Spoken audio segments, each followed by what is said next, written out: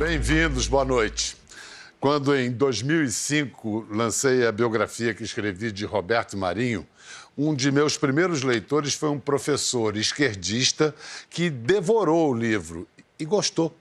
Foi uma boa primeira impressão daquele jovem BBB intelectual que viria a ser campeão do programa, como uma espécie de namoradinho gay do Brasil da época, xodó da classe média, conservadora ou não. Era Jean Willis. Olavo de Carvalho eu tinha conhecido 8 anos antes, primeiro por seus artigos agudos e argutos nos jornais, depois pessoalmente ao promover a primeira entrevista dele como filósofo à televisão, indo na maré contrária da vasta antipatia às suas ideias na elite intelectual tupiniquim. Era um novo e brilhante pensador da direita brasileira. Eu hoje digo com orgulho, de forma modesta, participei da origem desses dois fenômenos antes que em fenômenos se tornassem. Por mais extremamente opostos que hoje sejam, muito une Olavo e Jean. Ambos são autoexilados, ameaçados de morte que foram por suas ideias e militância. Ambos são patriotas que sofrem o Brasil em suas veias. Ambos homens desabridos e combativos. E padecem ambos da solidão dos líderes. Amanhã, nós vamos assistir a minha conversa com Jean Willis, gravada na Europa. Hoje vamos ao refúgio de Olavo de Carvalho, na Virgínia, nos Estados Unidos, onde o filósofo e escritor nos recebeu gentil e simpático, quase que nem sinal da besta fera das redes sociais, e com o evidente carisma de educador que vem fazendo a cabeça de gerações de jovens brasileiros. A propósito, outra coisa une Jean Willis a Olavo de Carvalho. Ambos abraçam ideias e linguagem do século XX, passado que pensávamos ultrapassado. Por exemplo, voltando a meu biografado Roberto Marinho, ele e os homens de sua geração também dividiam o mundo entre nós e eles, os comunistas. Fernando Henrique Cardoso explica no livro assim esse cacuete. Para Roberto, quem foi contra 64 era comunista. Nos dias que correm, essa definição grosseira ampliou-se. Quem usa o xingamento comunista o aplica a qualquer um com quem não concorde. Mais de meio século depois, parece que ainda estamos presos à ideologia reativa do é isto ou aquilo. Não serve. O século XXI é tempo de dobrar-se a evidência de que sim, pode ser isto e aquilo. O professor nos recebeu no domingo, 31 de março, aniversário do golpe de 64. Não, eu queria primeiro aproveitar a data e lhe perguntar onde o senhor estava e fazendo o quê no dia 31 de março de 64? No dia 31 de março de 64, eu era um estudante ginasiano, esquerdista como todos, e nós saímos desesperados procurando as lideranças esquerdistas para nos dar uma orientação. Não encontramos nenhuma, tinham todas fugido.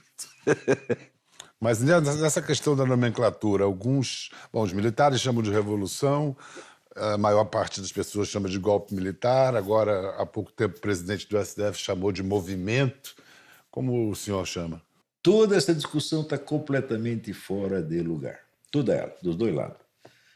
Pelo seguinte, a derrubada do João Goulart foi obra exclusivamente da classe política, dos governadores e do Congresso. Quem declarou a presidência vacante foi o Senado. Eles nem sabiam do negócio da movimentação militar. Inclusive, o Olímpio... Numa sessão conjunta da Câmara e do Senado, o presidente... Exatamente, porque o presidente tinha se ausentado, ele falava, não temos mais presidente, então fica aqui o vice-presidente, assume o Ranieri Mazzilli. Isso foi a derrubada do Goulart. Os militares entraram depois, e o que eles destruíram? O comunismo? Não, eles destruíram os líderes do movimento que havia derrubado o João Goulart. Carlos Lacerda, né, Adhemar de Barros, todo mundo. E isso foi a grande obra deles. Quer dizer, eles assumiram o poder contra a classe política que havia derrubado o João Goulart.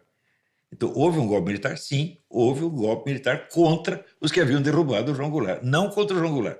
Vamos ver um pouquinho alguns trechos daquela entrevista de fevereiro de 97. Apesar de não ter sido formado na academia, ele se auto-intitula filósofo, mas também tem os títulos de jornalista, astrólogo aposentado, quase teólogo e polemista por excelência. Por isso, talvez os detratores o chamam por títulos menos nobres, como bestalhão.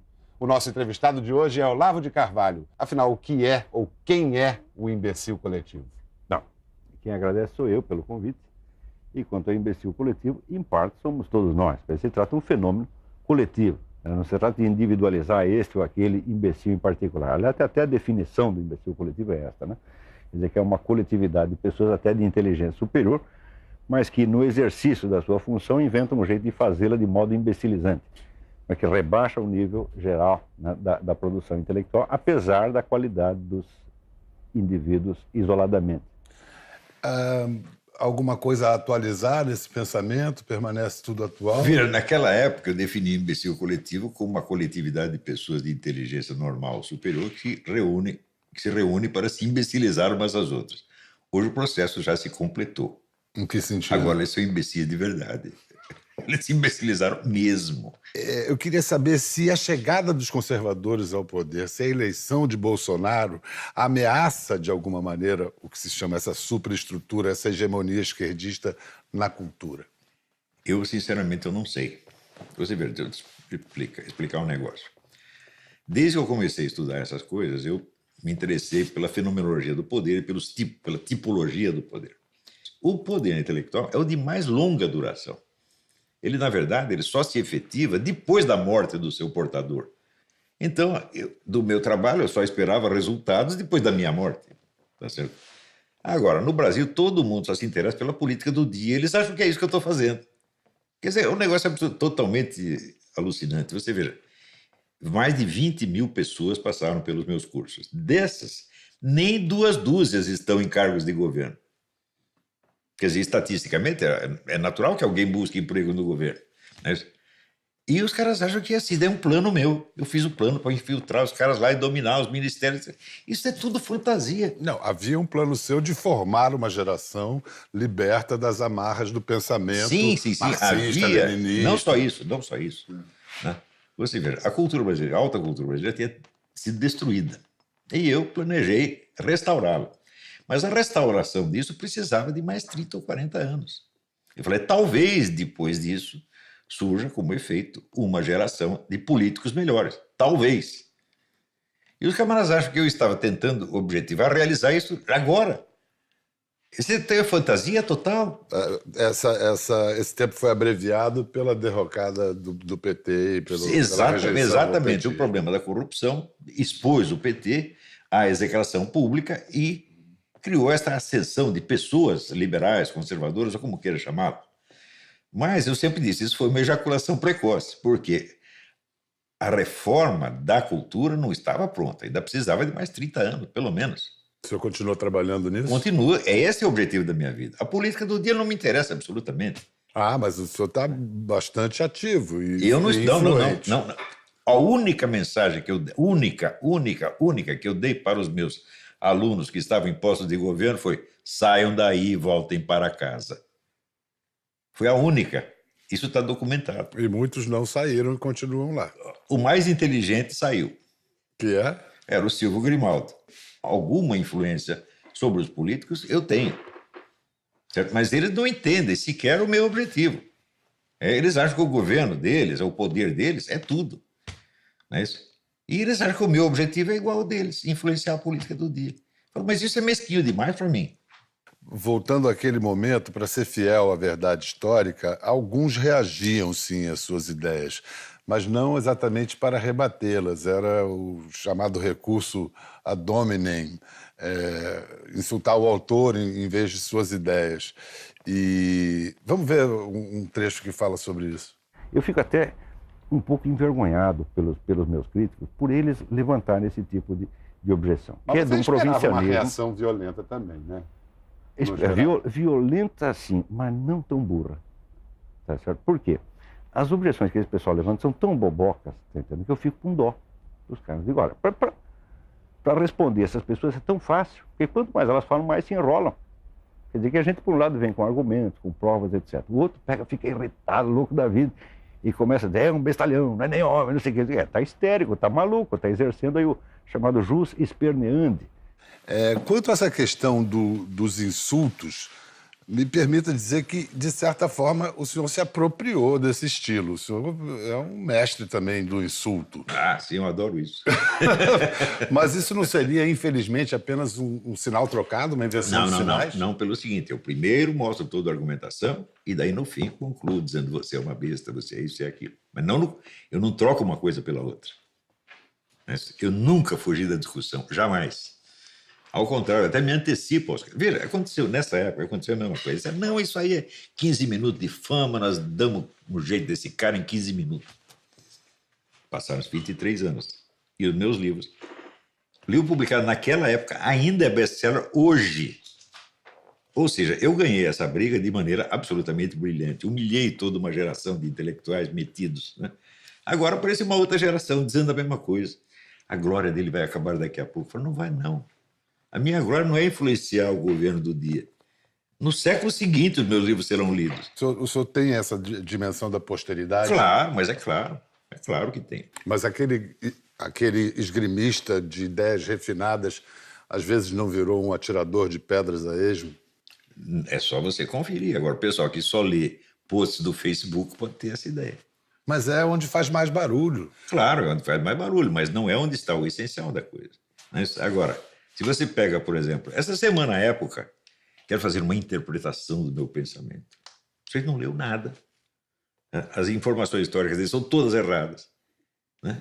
E quer fazer um julgamento. Quer dizer, não tem envergadura intelectual para discutir comigo. Nenhum desses. Eu afirmo categoricamente. Na intelectualidade esquerdista não tem hoje nenhum sujeito capacitado para discutir comigo. E no meio conservador e liberal também tem muito idiota dando palpite. No caso das redes sociais, elas são as minorias barulhentas. Quem decide a eleição ainda é a maioria silenciosa? Ainda é a classe média?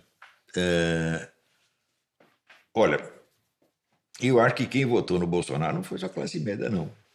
Entre os pobres, ele tem... O que foi essa socióloga outro dia, não sei o nome dela, não sei o que, Solano, Esther Solano.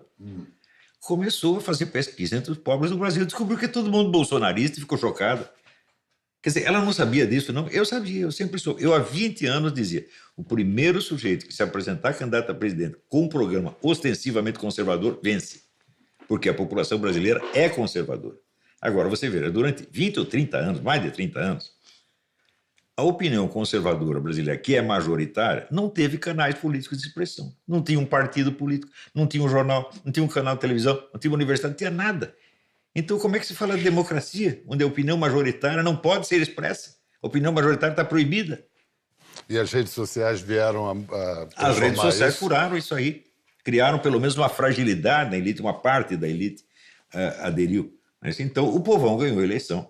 Veja, o Bolsonaro foi o primeiro candidato presidencial que foi escolhido de fora da elite. Os partidos não o aceitavam, ninguém queria ele. Eles tiveram que improvisar lá um partido para ele entrar. Então, ele foi escolhido candidato pelo povo e foi eleito em seguida pelo povo. A primeira vez que isso aconteceu na nossa história. Essa sua predileção, o uso abusivo de palavrões nas redes sociais, é uma maneira de... Como abusivo? Por que abusivo? Quem fixa a cota? Hoje Quem diz o que é abuso ou não seria o emissor ou o receptor? Não, quantos receptores dizem isso? Veja, a audiência dos meus livros e dos meus programas, você vai ver que a maioria gosta. Apareceu também um general, diz, nunca me interessei pela obra do Olavo de Carvalho, mas fui ler e vi os palavrões e fiquei chocado. E diz, no seu quartel as pessoas quando fazem cocô, elas dizem, eu vou higienizar o meu órgão escritor. Coisa ridícula, pô. Né? Além disso... Mas será que aí não há uma tentativa de atrair, de ter pegada popular, de falar com o povo? Um certo populismo seu? Sim, é um populismo, mas não é um artifício, porque eu sou isso. Isso é verdade. Eu nunca fui membro da elite. Eu sempre fui um Zé Mané. E sou ainda. Eu sou um Zé Mané de sucesso. Eu não tenho cargo público. Eu não tenho emprego, meu Deus do céu. Se eu tivesse emprego, eu teria lascado, porque os caras conseguiriam tirar o meu emprego. Entendeu? Então, eu nasci numa família muito pobre, certo? Eu cresci por meus próprios esforços, tá certo? Não devo nada para ninguém, tá certo? E tenho sucesso popular. E eu falo nesses programas, nesses vídeos, eu falo como eu converso em casa, como eu converso com meus amigos, como eu converso com você, pô. O que os seus críticos dizem é que, muitas vezes, esse estilo atiça o ódio. Vou citar Bertrand Russell, que disse que o amor é sábio e o ódio é tolo. O ódio é deles, não meu. Tá, mas quando o senhor se manifesta de uma maneira tão enfática... Eles interpretam o enfático como se fosse agressivo. Não é. Não é de maneira alguma. Quem me conhece sabe que eu não sou nada disso. Agora os caras pintam ele. Ele é um monstro agressivo, sangrento, quer matar todos nós. É tudo maluco. Não, então vamos ver algumas dessas manifestações. Vocês são umas bestas quadradas, porra! Política não é assim. Hein? Política não é a respeito de valores. Hein? Política é a respeito de poder. Tá vendo aí, ô milicada de bosta? Hein? Você que só tem garganta, fala, nós estamos prontos, nós estamos preparados, nós estamos vivos. Estão vivos o caralho, vocês estão mortos há muito tempo. Vocês não servem pra porra nenhuma. Vocês só servem pra cantar no 7 de setembro. E dançar balé pra presidente da Via. É pra isso que vocês servem. O que o governo constituído fez até agora contra os seus inimigos? Nada. Nada. Nada. Por quê? Porque está cercado de generais que lhe dizem para não fazer nada.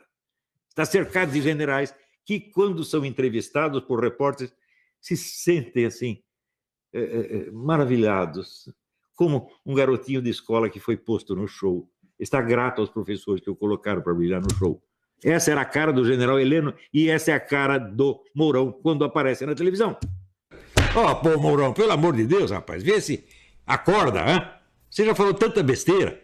Você faz propaganda de tudo que o Bolsonaro combateu durante a campanha.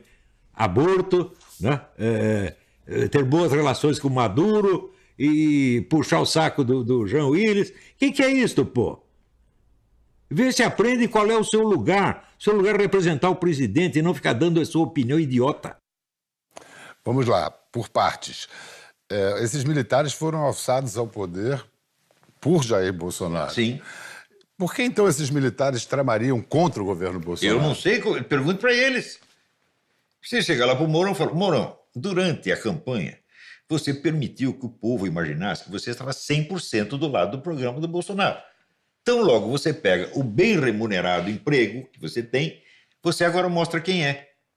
Você mostra que é a favor da liberação do aborto e que tem que afagar as ONGs, etc. Então, significa o seguinte, você se deixou eleger sob falso pretexto. Você fingiu que era uma coisa que você não é. Ou então você mudou repentinamente do dia para a noite. Cabe a você explicar e não a mim explicar. Agora, por que eu digo isso? Eu passei toda a década de 90 defendendo a honra das Forças Armadas. Ninguém fez tanto pela restauração da boa imagem das Forças Armadas quanto eu. Nenhum militar fez isto. Eles estavam lá ganhando o soldo militar e quietinhos. E eu estava perdendo dinheiro, perdendo emprego, sendo ameaçado de morte para defender a honra das Forças Armadas. Então, eu tenho autoridade para falar assim, nesses termos. Agora, de repente, o general ganha um cargo de ministro e quer bancar o gostosão para cima de mim. Então, eu pergunto, aí, general Santos Cruz, quantas vezes você saiu em público para defender a honra das Forças Armadas? Nenhuma. Eu cumpri o que era a sua obrigação. E agora você vem passar pito em mim? Por favor, você não se enxerga? No caso do vice Almito Mourão, ele disse até que iria processá-lo se houvesse mais alguma ofensa. Ele não vai fazer nada, ele até melhorou o discurso dele. Ele parou com aquelas besteiras, ele aprendeu comigo. Ele leu as coisas e por dentro ele disse, esse cara tem razão, vou mudar o discurso. Agora, por fora, continua bancando o gostosão. Em 97, nessa entrevista, eu dizia, no momento... E nisso o senhor foi profético. No momento em que a esquerda estava desacreditada, desmoralizada no mundo todo, depois do colapso do socialismo real, do fim da União Soviética, o senhor vinha e dizia que a esquerda estava em ascensão, o que ia contra tudo. Mas bingo. Bingo. Acertou. 5 anos depois... Eu estou acertando tudo faz mais de 20 anos, pô. Todas as minhas previsões se realizaram. Então, daqui Todas a sem 5 exceção. anos, que previsão o senhor faz? A direita Agora, já estará no no poder? momento, eu estou confuso. Por quê? Eu não tenho acesso a todos os dados. Porque eu não sei o que esses generais estão conversando. Né? 15 anos atrás eu sabia, tinha um contato com os militares, estava sempre no meio deles, trabalhando com eles. Agora faz 14 anos que eu perdi o contato com eles. Eu não sei o que eles estão tramando. Mas tem grande proximidade do presidente. Sim, mas eu não vou ficar sondando o presidente para isso. E, sobretudo, eu não vou querer jogar o presidente contra as Forças Armadas. Ele tem uma visão idealizada das Forças Armadas que eu acho que não é muito certa. Por exemplo, a explicação que ele dá do 1964, as Forças Armadas nos livraram do comunismo. Não, ao contrário. Os líderes civis nos livraram do comunismo e vocês passaram 20 anos chamando os comunistas de volta. Não, nós não podemos cercar e oprimir os comunistas por todos os lados, tem que deixar uma válvula. Qual a válvula que eles deixaram? A mídia e as universidades.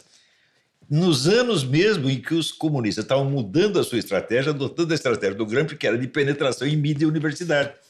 Ou seja, o governo militar facilitou a volta dos comunistas. Daí os comunistas voltaram, triunfaram e durante 35 anos oprimiram e humilharam os militares. E você vai dizer que esses militares têm alguma ideia de estratégia de guerra cultural? Eles não sabem nada disso. Mas na sua obra há um diagnóstico de que nos últimos 200 anos, ou algo assim, a civilização ocidental tem sofrido ataques sobre ataques sobre ataques. O que deveria ser recuperado desses valores que foram vilipendiados? Todo o conhecimento passado. Porque não adianta nada você adquirir novos conhecimentos se você esquece os antigos, que são a base deles. Se você acha sempre que o que é mais novo é melhor do que o antigo, você está se auto-hipnotizando. Está numa espécie de idolatria de você mesmo. Quer dizer, você acha que as gerações anteriores eram todas idiotas, só você é o espertalhão? Que besteira é essa? Isso é vaidade. Isso é uma das coisas que o senhor alerta desde sempre dos jovens, antes de quererem mudar o mundo. Vamos tentar entender um pouquinho, conhecer. Mas é claro, né? E olha, entender essas coisas não é fácil, meu Deus do céu. Não é fácil. Mas para isso precisa haver diálogo, precisa haver prática democrática. Sem sombra de dúvida, sem sombra. Isso aí foi essencial. Por isso que esse pessoal que quer acabar com a doutrinação comunista nas escolas, eles estão loucos. A escola sem partido. Porque o problema não é a doutrinação. O problema é que os comunistas não deixam os seus adversários falar. Eles exercem uma hegemonia e eles sufocam o diálogo. Este é o problema. Se eles fazem a doutrinação deles, mas deixam o outro lado fazer a doutrinação deles por sua vez, dá tudo certo. Tá entendendo? O que não precisa não é a escola sem ideologia. Não, precisa escola com todas as ideologias. E isso é que é o certo. Agora, se você pegar... Esse é um ponto crucial. Como é que você estabelece hegemonia numa universidade? Através de um procedimento único, que é a orientação de teses. Você selecionando as teses que você aprova, você assegura que a próxima geração de professor vai ser igualzinho a você. Pega nas universidades brasileiras, nos últimos 30 ou 40 anos, e pergunta assim, quantas teses anticomunistas foram aprovadas? A resposta é nenhuma. O anticomunismo está proibido nas nossas universidades, está proibido na nossa vida. Não é a pregação comunista, é a supressão do anticomunismo. Esse é que é o problema. Queria mostrar agora, sei que o senhor não gosta do termo guru, mas queria mostrar o presidente Bolsonaro falando sobre, nessa última visita mais recente aos Estados Unidos. Eu sempre sonhei, foi libertar o Brasil da ideologia nefasta de esquerda. Um dos grandes inspiradores meus está aqui à minha direita, o professor Olavo de Carvalho. Ele é um inspirador de muitos jovens no Brasil. Em grande parte devemos a ele a revolução que estamos vivendo. Que revolução o Brasil está vivendo? Está vivendo uma revolução? O que aconteceu está. Veja, aí a gente tem que abordar a coisa em dois planos. Em primeiro lugar, existe uma história brasileira que é marcada por um negócio que se chama Revolução Brasileira. E a Revolução Brasileira é o permanente conflito entre o povo e aquilo que o Raimundo Fauro chamava de estamento burocrático. O que é estamento burocrático? São as famílias e grupos que tomam o Estado como se fosse coisa deles e fazem o que quiser. O patrimonialismo. Patrimonialismo. Tá certo? Então, esse sempre foi o problema brasileiro. E houve, recentemente, uma tomada de consciência disso com o problema da corrupção do PT. O pessoal percebeu, falou, não, esses políticos estão lá, eles acham que o governo, o Estado é deles. Então, isso é a Revolução Brasileira.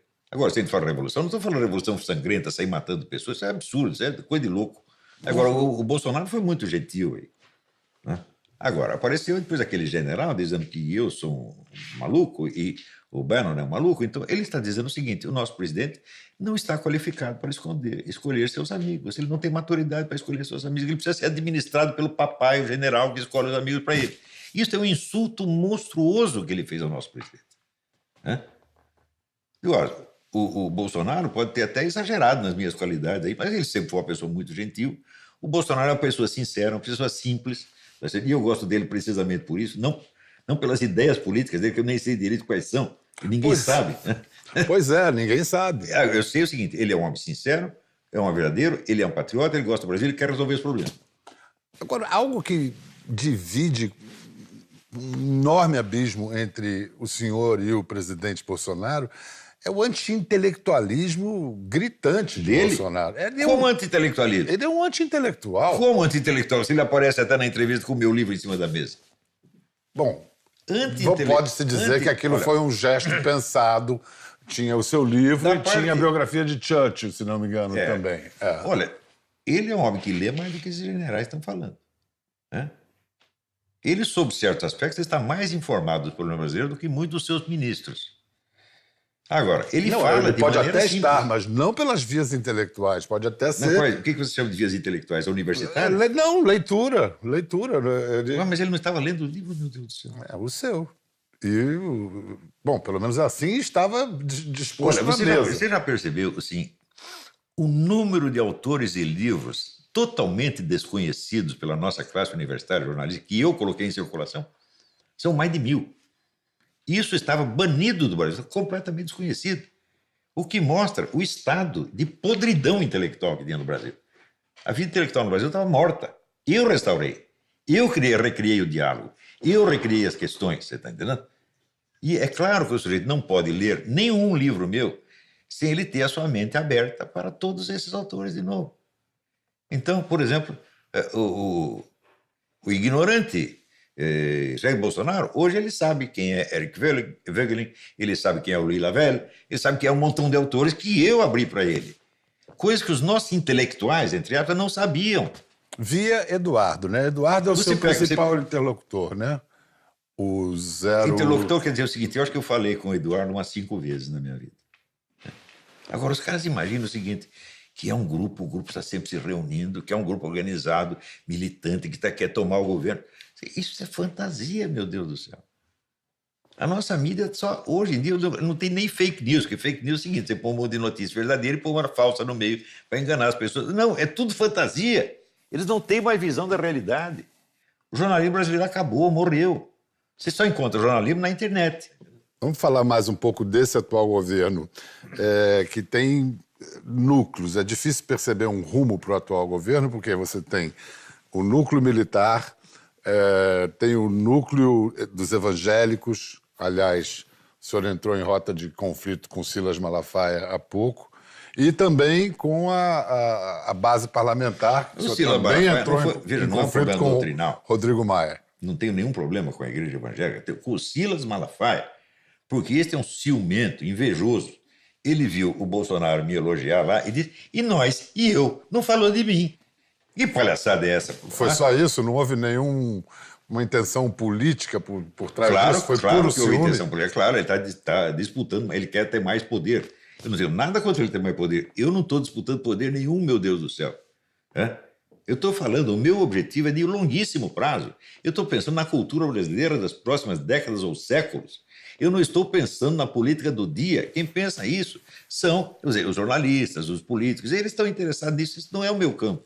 E que conselhos o senhor pode contar que deu ao Bolsonaro? Bom, eu indiquei os 2 ministros e ele aceitou. Não é isso? E foi só? Até agora, não, tem um que eu tenho dado insistentemente e ele acho que não aceitou ainda. Eu digo: presidente, fale em rede nacional de televisão. Por que eu aconselho isso? Porque a base fundamental de apoio do Bolsonaro é o povão que votou nele.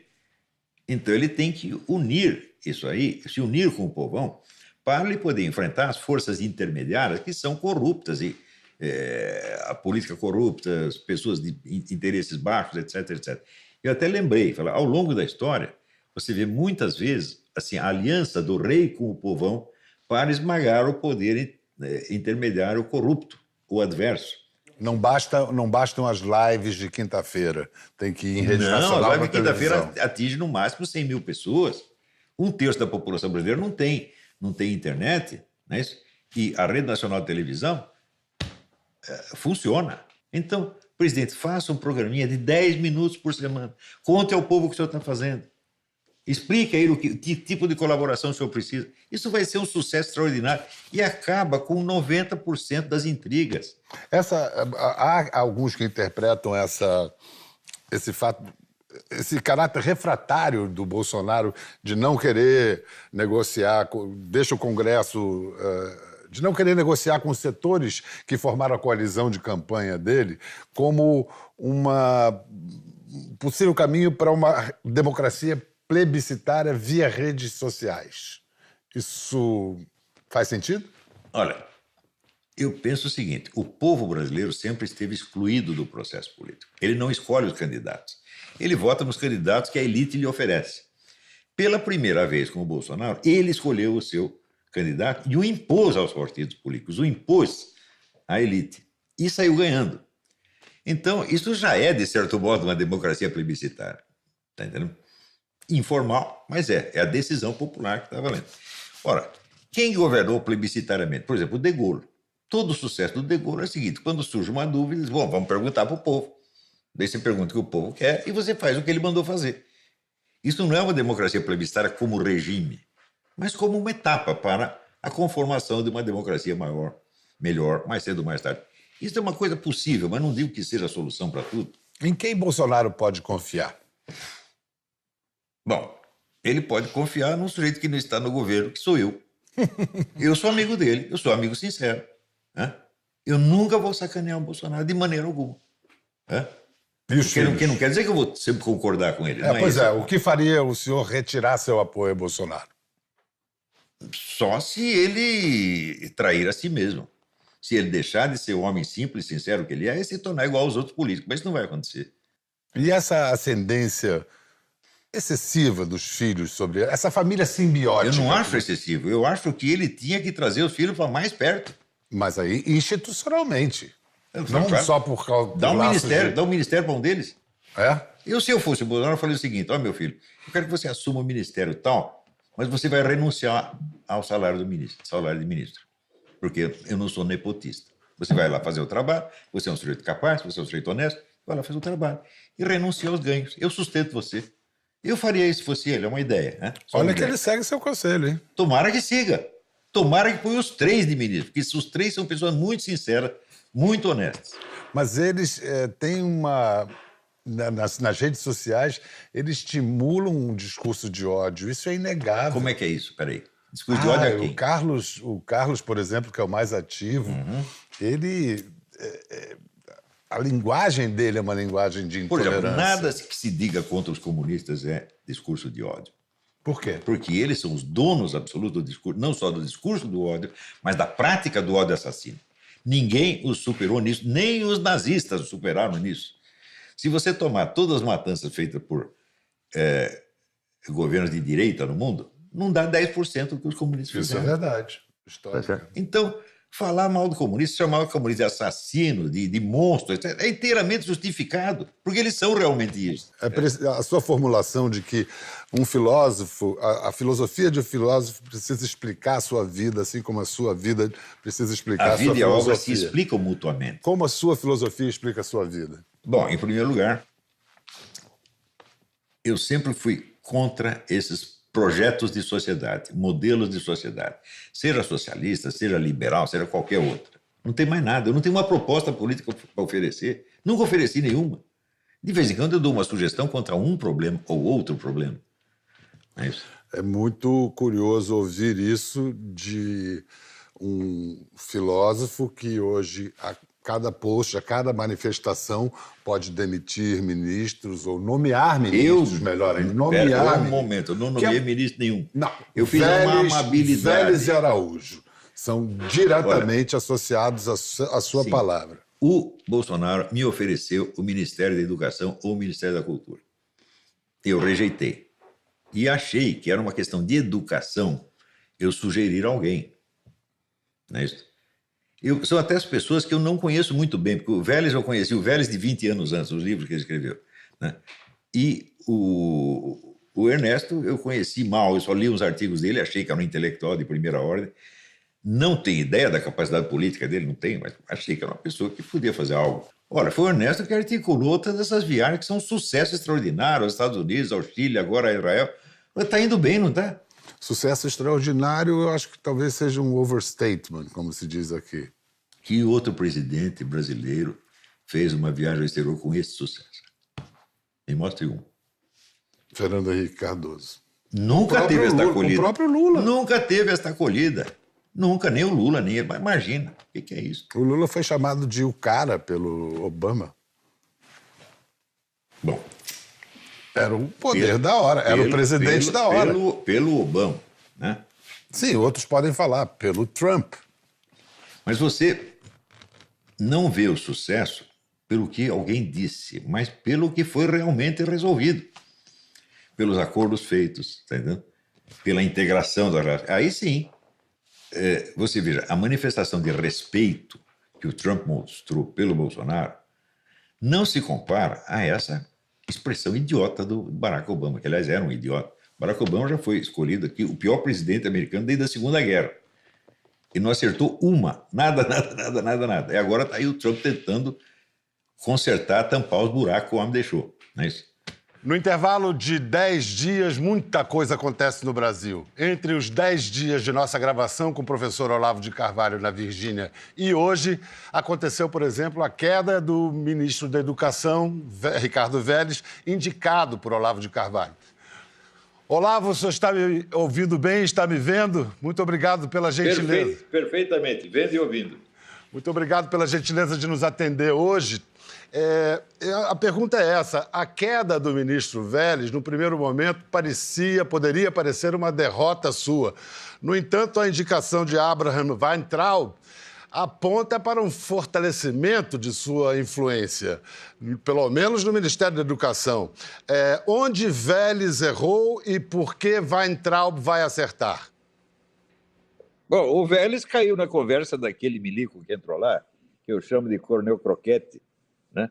Que botou um monte de ideia na cabeça dele, ficou jogando ele contra os meninos que estavam trabalhando lá, criou um rolo, né? Então eu acho bom que ele tenha saído. Eu não disse uma palavra contra ele, não tô bravo com ele nem nada, né? Mas eu acho que a presença do Abraham Weintraub é excelente, né? Agora, para os meus inimigos, o que eles conseguiram foi trocar um pseudo-Olavete por um verdadeiro Olavete. Mas o que faz o do Abraham um verdadeiro Olavete? A fidelidade às suas ideias ou às crenças dele próprio? Não, as crenças dele próprio, obviamente. Só que há uma diferença entre ele e o Vélez. O Vélez nunca estudou as minhas obras em profundidade. Ao contrário, eu estudei as obras dele. E o Weintraub estudou. Ele já deu demonstração de que ele domina o assunto. O Vélez não.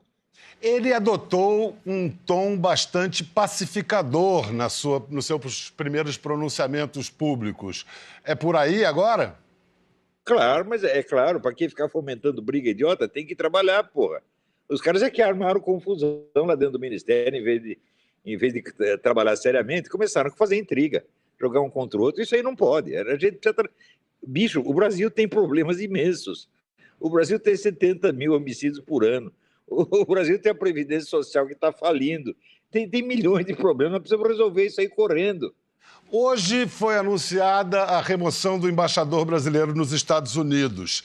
E nós sabemos que houve uma pessoa-chave que foi quem apresentou o senhor ao chanceler Ernesto Araújo. Quem foi essa pessoa, o senhor lembra? Eu posso até dar o nome. Foi o Nestor Forster Júnior, que é um funcionário altamente gabaritado, um homem de enorme cultura, seríssimo, muito respeitado e que tem uma imensa experiência nos Estados Unidos. Eu estaria arriscando muito o meu dinheiro se eu apostasse em Nestor Forster para ser o próximo embaixador nos Estados Unidos? Olha, eu também apostaria. Eu gostaria que isso acontecesse, pelo bem do Brasil, é claro. Eu acho a pessoa mais qualificada, não tem sem a menor dúvida, mas eu não quero mais dar palpite nessa coisa, porque cada vez que a gente retribui uma gentileza, o pessoal inventa toda uma conspiração política por trás. Aqui, Pedro, eu sou um escritor brasileiro, eu sou o melhor escritor brasileiro vivo no momento. A minha obra foi feita para durar séculos e não para influenciar os próximos 2 ou 3 anos de governo. Professor, muito obrigado por nos ter atendido. Recomendações a Roxane e a todos os seus aí. Tudo de bom para você, Pedro. Sucesso. Obrigado. Tchau. A gente volta em instantes com o resto da entrevista do professor Olavo de Carvalho em sua casa na Virgínia. Depois do intervalo.